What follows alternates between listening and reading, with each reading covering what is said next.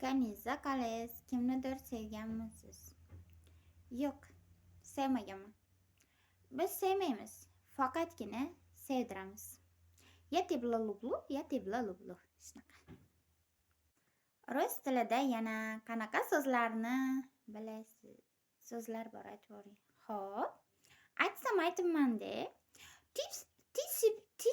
Ты себе уважающий тебя уважают.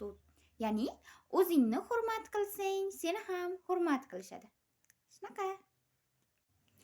Kimnidir sevasizmi? Ismini ayting, salam. Ismini aytaymi?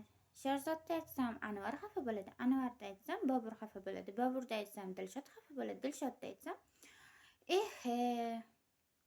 Umid xafa bo'ladi. Nima qilay? Qaysi birini aytay? Namuncha juda yomon qiz bo'libsiz. Juda uyatsiz bo'libsiz. Uyatsiz badchilikka kirarsiz yana.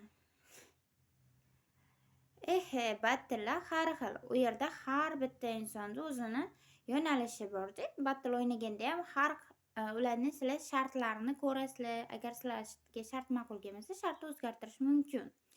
Keyin men u yerda yarim yalang'och chiqayotganim yo'q yoki yomon battiliga aralashib ham qo'yganim yo'q.